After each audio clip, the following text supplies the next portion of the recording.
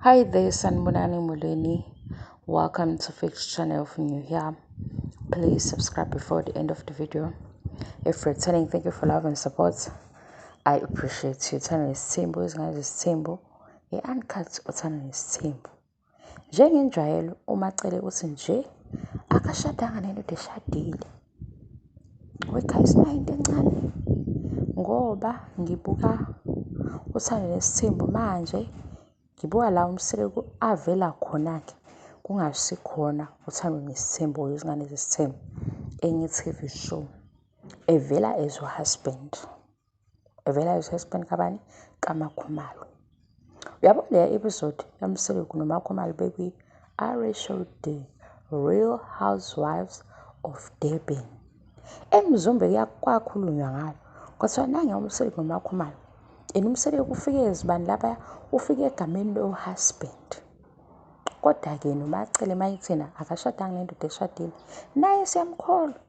Kodwa nakuleya episode iya ku-Real Housewives of Durban la uMakhumalo ayehosta khona amakhosikazi sefike nobaba umseleku. Umseleku eseqala sekukhuluma into zakhe zesithembu bahlina-ke.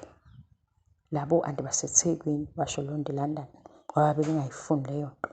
Kwaze wafika enye episode la sebevakashele khona uSuresh. Wathi uSuresh kwaba umseleku ngicela ukuthi mangiyophaka la ngibuye kusayimi nobaba wala ekhaya kuphela sisebabili emshadweni wethu ngoba umseleku uhambe eshumayela into yesithembu. Kunodade ku-comment section ongibuza ukuthi kanti ubhuti wabantu waqala nini ukukhuluma ngesithembu. Yabo ngesikhathi singekho ikhamera ingekho angazi.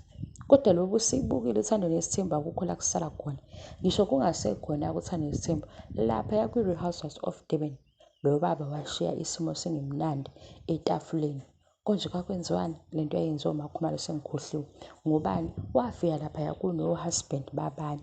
Waqala wakhuluma ukuthi phela vele ngeke uphile nomuntu oyedwa isithembu eseshumayela isithembu. Ngoba isithembu asiphume emlonyeni wakhe. Kodwa manje amakhosikazi asemzumbe uma nomunye evela ethi mina isithembu ngazuma ngoba sekuthiwa ingane eziwu-20. Mina isithembu nabo siyabakholelwa kubona into abayishoyo. Hayi ngoba yabo sibathatha kanjani. Kodwa thina sesibuka i-TV show yade-ke yaba khona-ke leya nto. Uyisine, impumelelo, ulwandle, umpilo, iy'ngane eziwu-4 zababoyedwa. Isithembu esesiqalile kweyodwa ingane ngoba iyodwa kulezi ngane etholwe emshadweni. Kodwa unkosikazi naye esho ngempela ekhuluma eze ebe emotional ethi kahle kahle isithembu ngazuma ngalokhu naye ezivumelana naye kodwa ney'ngane yikhona. Nanokuthi-ke phela angeke ngoba nakho sekune-TV evele ebelesela into ayiqale nje ingasuki ndawo. Kodwa asisho ukuthi asimkholwa siyamkholwa. Yabo. Laphayana-ke u-husband kaMacele wayehambe noMakhumalo. Bengifuna ukukhombisa lokho. Manje ukuze ngikhombise lokho kufanele ngiqale ngixoxele. Ngisazongikhombisa futhi u-husband kaMacele ehamba noMangwabi. Kuyibhizinisi laMangwabi. Kwashutha nje futhi lokho kwavela nasey'ndabeni. Sasibuka u-husband kaMacele ehamba noMangwabi. Ngiyadlala kaze ngingabi serious nani. Ngilenzela nje amanqaphunqaphu. Isikhathi sokuthi sihlebe kahle asikho.